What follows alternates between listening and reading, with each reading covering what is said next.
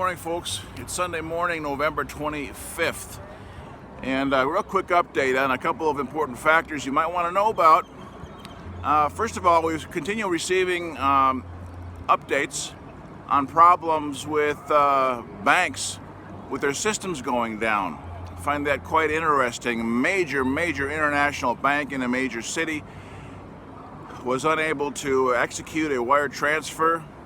The client went to another branch in another part of the city and they had the same problem. So just a heads up on that. I want to talk a little bit about the use and the misuse of the term sovereign citizen. Really, that's a term that's misused. It's a misnomer. The fact that there really is only one sovereign in this world, and that's our Lord God the Father. We're either subject to man or we're subject to God.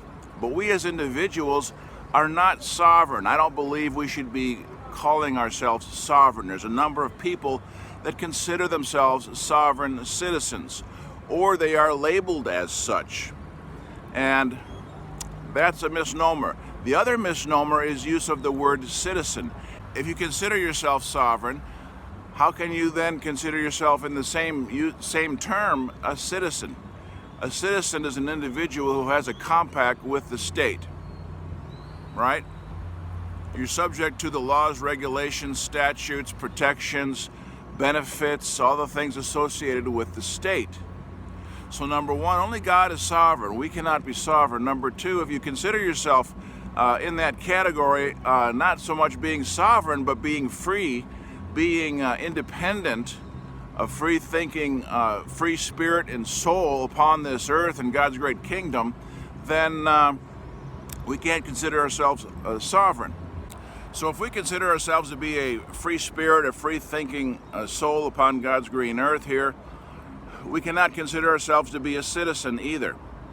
All right, so that's really a misnomer. Sovereign citizen really kind of contradicts itself. Now, there have been a number of instances where people have gone into court, and I've heard it more than once, where the judge says, oh, here's one of those sovereign citizens, and they'll wait till the courtroom clears out and then deal with you independently. If the judge were to make that statement or make any reference to that, labeling you as a sovereign citizen, I would immediately object. I object, sir, and I don't call them a judge either, because they're not judges. I'll explain in a minute. I object, sir, you're making assumptions and presumptions. Now, for those of you who are free thinkers, along the lines of a so-called sovereign citizen, let me share this experience that one of our members had just recently here with you. His car is not registered to the state, and he doesn't travel with a driver's license. He had a recent encounter with the traffic stop, and he presented the officer with a passport card.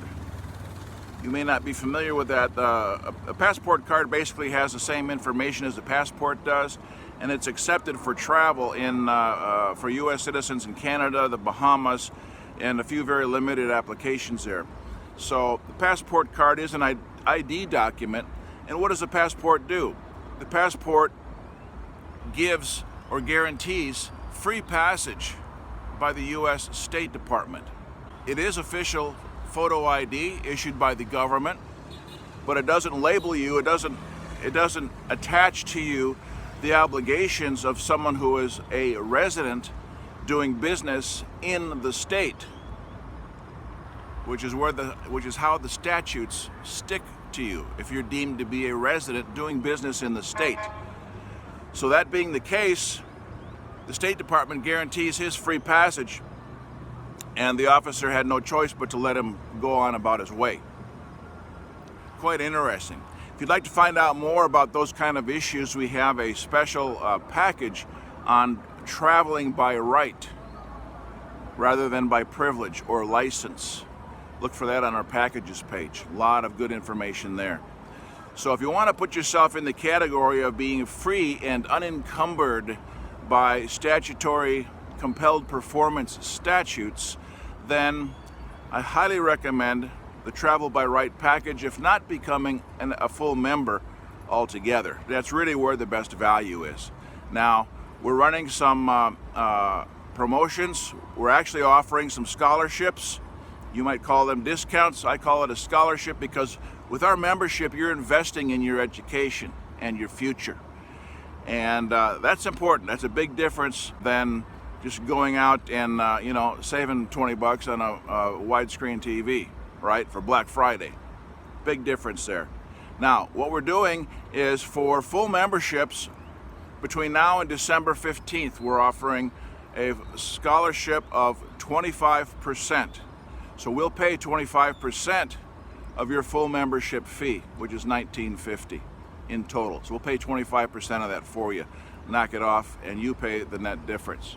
So that being the case, we've got that going. Then on the next level up, for those more concerned about asset protection, financial privacy, alternative banking, you really want to look at the Global Entrepreneur membership. And for that, we've got some special incentives as well.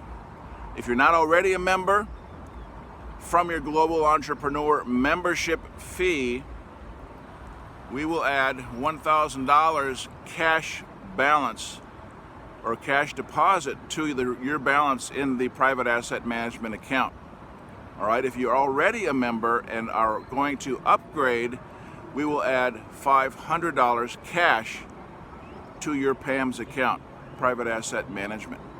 So those are some very good incentives going on between now and December 20th. We encourage you to invest in those, invest in your future, get the education necessary to become free. It's that simple. It takes time, it takes diligence, it takes effort. It doesn't happen overnight. It's an education. When you go to college, you expect to spend at least 4 years getting that diploma, and you don't get near as much value out of that as you would in terms of practical, high impact value on your life as you would with a membership in the Lighthouse Law Club. So with that, I'll sign off for today. Wish you the best. God bless. Have a great week.